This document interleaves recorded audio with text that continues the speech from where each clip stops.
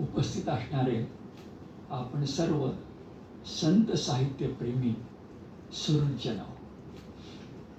मगाशी इथं बसल्यापासून मला तुकोबांचा शब्द आणि योग्यजीने महाराष्ट्रात दिलेला आनंदाच्या डोही आनंद तरंग, आनंदाचे अंग आनंदाचे, हीच भावना माझ्या मनात येते.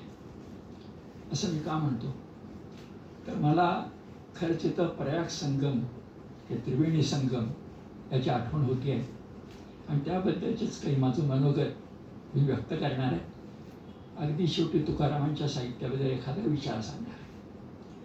मनोगत व्यक्त करताना मनात विचार त्रिवेणी संगमाचा असा येतो की ज्यांच्या नावानं हा पुरस्कार आहे ते सोनोपंत दांडेकर, ज्यांनी पुरस्कार हा द्यायचा ठरवला गुरुदक्षिणा म्हणून ते डॉक्टर गोखले, आणि आत्ता त्यांचं मनोगत आपण तळमळीनं ऐकलं. त्यातून माझ्या मनात विचार असा आला की त्यांना नुसतंच दीपक फडणीस न म्हणता आत्मदीपक फडणीस असं म्हणावं. आणि या तिघांनीही आज तुम्हाला मला फार मोठी मेजवानी दिली. काही आठवणी मी आपल्यासमोर ठेवतो. प्राचार्य सोनोपंत दांडेकर म्हणजे वर्तमान काळातील वारकरी संप्रदायाचे थोर अध्वरी. 2 राम लक्ष्मणांनी वारकरी संप्रदाय घरोघरी पोचवला. एक धोंडा महाराज देगलूरकर आणि सोनोपंत दांडेकर. त्यांच्या सगळ्या आयुष्याच्या वाङ्मयाचं सार सांगायचं तर त्यांचा छोटा पण फार सुंदर ग्रंथ आहे. त्याचं नाव आहे ईशवाद. आपल्याला समाजवाद, साम्यवाद वगैरे वगैरे माहिती आहे, पण मामासाहेब म्हणायचे आम्हा वारकऱ्यांचा ईशवाद आहे.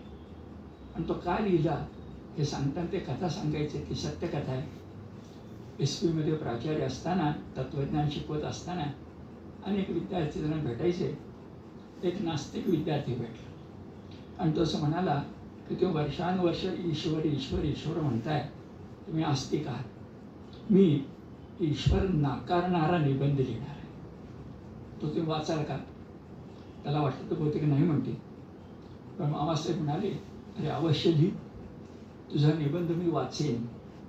पण निबंध लिहित असताना इशारा देतो तो लक्षात ठेव की तू जेव्हा ईश्वर नाकारायला सुरुवात करशील तेव्हा हळूहळू तू ईश्वर स्वीकारायला लागशील. याचं कारण सूर्य आणि त्याच्यासमोर ढग आला त्या ढगामुळं सूर्य दिसेनासा होतो.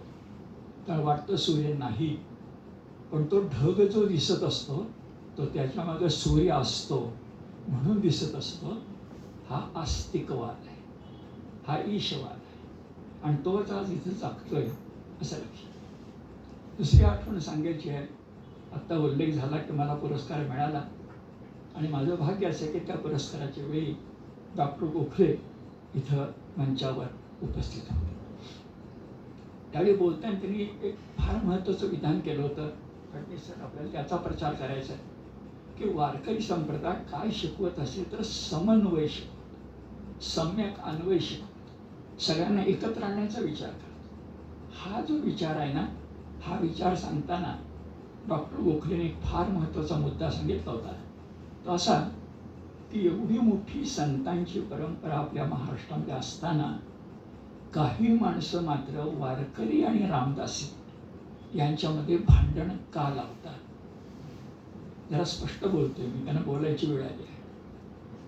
तरी डॉक्टर गोखलेंनी सांगितलं होतं, इथंच सांगितलं होतं की त्या लोकांनी एवढंच सांगा की एक व्यक्ती अशी आहे की ती भौतिकदृष्ट्याही समन्वय साधते आणि वैचारिकदृष्ट्याही समन्वय साधते. त्यांचं नाव आहे गोंदवलेकर महाराज. आणि त्याचं म्हणाले होते की गोंदवलं भौतिकदृष्ट्या सज्जनगडापासून चालायला सुरुवात केली तर किती किलोमीटर आहे. सज्जनगडापासून गोंदवले जितकं किलोमीटर आहे तितकेच किलोमीटर गोंदवल्यापासून पंढरपूर आहे. आणि खुद्द गोंदवलेकर महाराज मुखात त्यांच्या रामनाम होतं, पण आज जर आपण बघा त्यांची जी समाधी आहे त्या समाधीच्या वर विठ्ठल मूर्ती आहे. त्यांच्या आजोबांनी बांधलेले विठ्ठल मंदिर आज गोंदवल्यात आहे. अरे काय कर्मदरिंद्री करंटे झालो होत आपण की रामकृष्ण हरी रामकृष्ण हरी म्हणायचं आणि हरी म्हणजे विठ्ठलाचा आग्रह धरताना कृष्ण पाहिजे पण राम नको असं म्हणायचं. हे प्रतारणा काय आहे? डॉक्टर गोखलेंनी 90 पुस्तकं लिहिली. मराठी आरती तर आहेच, पण त्यांचं योग वासिष्ठावरचं पुस्तक अप्रतिम आहे. अशा गोखले सरांनी पुरस्कृत केलेला, मामासाहेबांनी दिलेला, आणि मी ज्यांना आता आत्मदीपक म्हटलं त्या फडणवीसांनी आपल्याला दिलेला हा ग्रंथ हा त्रिवेणी संगम आहे. का आत्मदीपक मी त्यांना म्हटलं? याचं कारण जर आपण विसरतो ते आपल्याकडे रस शब्द उच्चारला की आपण एकदम भरतमुनींच्या पासून नाट्याचा आपण नवरस म्हणतो. त्या नवरसामध्ये शृंगार रस आहे, हास्यरस आहे, पण आपल्याला माहिती असू दे की त्या नवरसामध्ये भक्तिरस नाही, शांतरस आहे, भक्तिरस नाही. हा भक्तिरस आपल्याला देण्याचं काम दोघांनी केलं. एकाचं नाव रूप गोस्वामी आणि मधुसूदन सरस्वती. पण रस शब्दाचा अर्थच म्हणजे अध्यात्मात फार महत्वाचा आहे. आणि मला जाणवलं, आपण रसायनशास्त्राचे प्राध्यापक आहात, रसायनशास्त्र देता, आता जरा मी सांगतो ते काम करा की तुमचं रसायन ज्या रसावर आधारलंय त्याचा मूळ रस हा ब्रह्मरस आहे, आत्मरस आहे. अगदी वेदांची साक्ष काढली तरी सुद्धा रसो वै सहा असा शब्द आहे. सहा म्हणजे तो, वैला अर्थ नाही, रस म्हणजे ब्रह्मरस. आणि याचा मोठा पुरावा पाहिजे असेल तर आपण अनेकदा लक्षात घेत नाही की गीतेनंतर जे भागवत लिहिलं व्यासानी, त्या भागवतामध्ये भक्तीचा कळस आणि कल्लोळ गाठताना जी रासलीला निर्माण केली, त्या रासमध्ये रस शब्द पासून रास आलेला आहे. तिथं शृंगार नाही आहे, शारीरिक तर नाहीच आहे. त्या ठिकाणी अशारीरिक ब्रह्मरस आहे, जो गोपींच्या मनात जागला आणि मग उल्लेख झाला की भक्ती पाहिजे असेल तर यथा व्रज गोपिका नाम, याचं साक्षात उदाहरण म्हणजे मीराबाई. हे सगळं अलीकडे महाराष्ट्रासाठी विसरायला लागलीत की काय? हे काय चाललंय सगळं?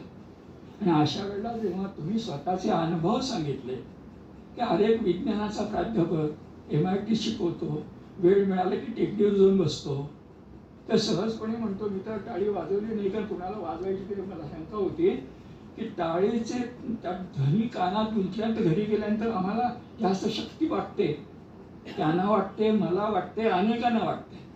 पण आज विज्ञानाच्या डोळ्यांनी बघायचं म्हटलं की आत्म्याचा जो अर्थ आहे तो हरवून जातो. पण आचार्य विनोबांनी सांगून ठेवले आपल्याला की अध्यात्म आणि विज्ञान या वाटतात तुम्हाला समांतर रेषा, पण त्या समान रेषा, आणि समान रेषा कुठंतरी एकदा मिळणार आहेत की ज्या ठिकाणी द्विमिती, त्रिमिती, चतुर्मिती सगळ्या तुमच्या मिती संपणार आहेत. कारण तुमचा एकच सूर्य आहे, तर अध्यात्माचं ब्रह्मांड आहे, ते तुमच्या कक्षेबाहेर आहे. त्याचा जर विचार केला पाहिजे, आणि तो विचार तुम्ही तुमच्या ग्रंथात केला. सोपी गोष्ट नाही आहे. 4000 अभंग इंग्रजीत आणले. त्यांच्या अभंगानं काय केलं मी थोड्या वेळानं सांगतो. काय गुण आहेत त्यांच्या पुस्तकाचे, म्हणजे मी तेवढे पुस्तक 52 पुस्तकांचं वाचलंय, पण मला अंदाज येतो. महत्त्वाची गोष्ट अशी आहे की याच्यापूर्वी इंग्रजीमध्ये पाश्चिमात्य जगाला तुकाराम मिळालेला आहे, नाही असं नाही. अगदी जुना काळ सांगायचा तर 1917 मध्ये एक ख्रिश्चन गृहस्थ आणि मराठी नावाची व्यक्ती, या दोघांनी इंग्रजीमध्ये तुकारामांचे अभंग लिहिलेले. ज्यांनी तुकारामांच्या कवितेला मराठी कवितेच्या केंद्रात आणलं, तुकारामांच्या कवितेला म्हणत ना साहित्यिक, तुकारामांच्या कवितेला मराठी कवितेच्या केंद्रात आणलं असा मोठा माणूस म्हणजे दिलीप पुरुषोत्तम चित्रे. त्यांनी सेज तुकामध्ये सगळं मांडलंय, समजावून सांगितलंय. पण अडचण अशी होते की तुकारामाचं इंग्रजी भाषांतर चित्रेंनी केलं आपण वाचतो, खुद्द तुकारामांचा शब्द काय आहे हे आपल्या लक्षात येत नाही. ह्या ग्रंथात ते यश आहे. वर तुकारामांचा अभंग आहे, आणि तुकारामांचा अभंग म्हणजे कसं आहे बरं, तुका म्हणे म्हटलं ना की आजच्या भाषेत बोलायचं म्हणजे सुप्रीम कोर्ट, त्याच्या पलीकडे कोणी काही बोलायचं नाही, राम मंदिर होणार म्हणजे होणार. तर सुप्रीम कोर्ट जसं तसं मराठी माणसाला तुकाराम आहे. मी तर आपल्याला सांगतो, ज्ञानेश्वर महाराज हे मराठी संस्कृतीचे कुलपुरुष आहेत. तुकाराम महाराज हे मराठी संस्कृतीचा केंद्रीभूत अवतार आहे. आम्हाला कोणी उद्या विचारलं मराठी माणूस म्हणजे कोण? तुकाराम. प्रेम कसं करावं? तुकारामांसारखं. आणि भले तर देऊ काशीची लंगोटी, नाठाळाची माती हाणू काठी, हेही सांगतात.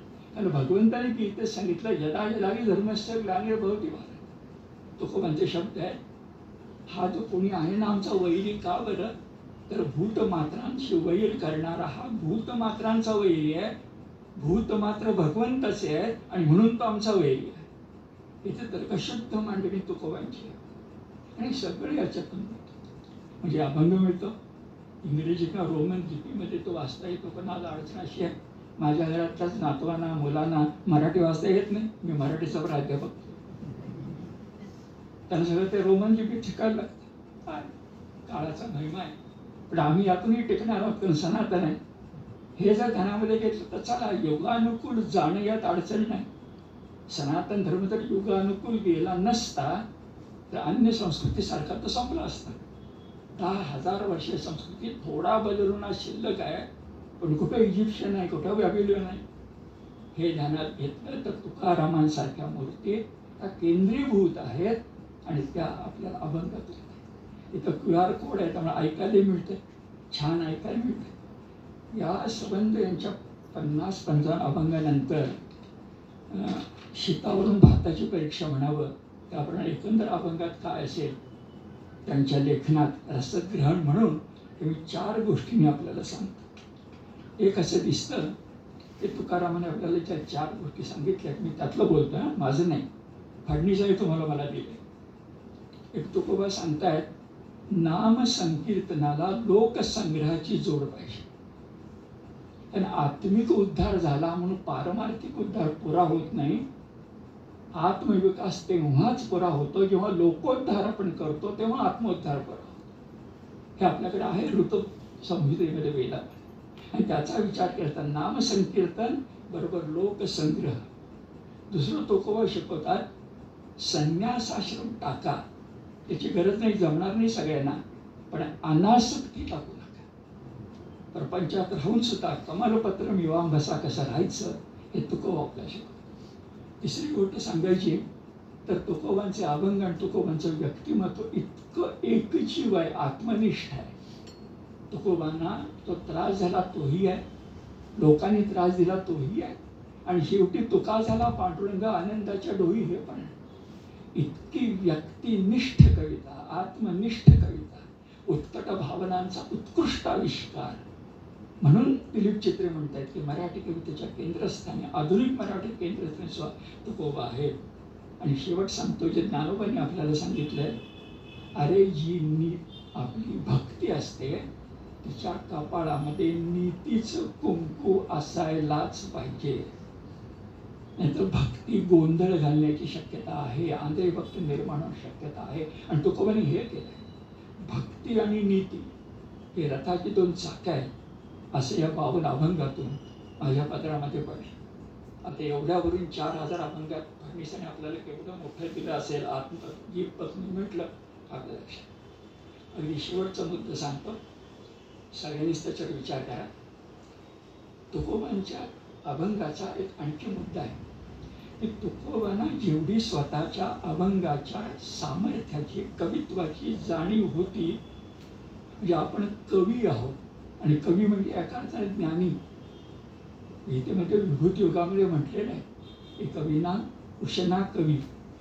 तो जो कवी आहे ना, ज्ञानी आणि जाणीव होती, इतकी कवित्वाची जाणीव मध्ययुगीन कालखंडामध्ये अन्य कवींना नाही. तुकोबा जेव्हा म्हणतात, पुढील भांडार धनाचा तो माल, मी तो हमाल भारवाही, तेव्हा ती प्रेरणा परंपरेतून आलेली आहे. पण त्याचबरोबर जेव्हा शब्द हाच शब्द हीच शस्त्रे हे तेव्हा बोलतात, शब्द हाच नारायण म्हणतात. कवी कवी आहे ही त्यांची जाणीव फार मोठी आहे. आणि सहज लक्षात घ्या, कवी आहे ही जाणीव त्यांना स्वतःला भोगावी लागली आहे. कारण त्या माणसाला आपलं सर्वच म्हणजे कविता इंद्राणीच्या डोहात जलदिव्यातून पार पडलेली पाहावी लागली. इतकं जीवनामधलं दिव्य जे घडतं ते कवितेमध्ये दिव्य असतं, म्हणूनच घडतं. व्यक्ती आणि कविता इतकी एकरूप होणं हे तुकारामांच्या इतकं मराठी कवितेमध्ये प्राचीन आणि अर्वाचीन नाही. म्हणून तुका झालासे कळस, ज्ञानदेवे रचिला पाया, तुका झालासे कळस, अक्षरशः मध्यम पदलोपी समास, आणि शेवट वाक्य उच्चारून थांबतो. तुकोबा खरंच कळस आहे, कारण त्यांच्या आधी असलेले ज्ञानेश्वर त्यांचे ते पायिक आहेत, जे नामदेव आहेत त्यांचे ते कृपांकित आहेत. ज्ञानदेव नामदेव आणि जे लोकनाथ आहेत त्यांचे ते मानसपुत्र आहेत. एकच माणूस पायिक असतो ज्ञानदेवांचा, एकच माणूस कृपांकित असतो नामदेवांचा, आणि तोच माणूस एकनाथांचा मानसपुत्र असतो. असं भाग्य या महाराष्ट्रानं कधी काही पाहिलेलं आहे. तू म्हणाला तसं जगद्गुरु तुकाराम जगात पोचलाच पाहिजे. तर विश्वगुरु भारत होणार असेल तर जगद्गुरूही पोचले पाहिजे. हे मराठी माणसांचं काम आहे, दुसरं कोणी येणार नाही. जितकी मराठी माणसं निर्माण होतील तेव्हाच करू शकतील. आपण महाराष्ट्र गीत म्हटलं, दिल्लीचे हे तख्त राखतो, आता दिल्ली वगैरे काही नाही, विश्वाचेही तख्त राहतो महाराष्ट्र माझा, असं म्हणण्याची वेळ आली आहे. आपण सगळे त्याचे पालन करूया. नमस्कार.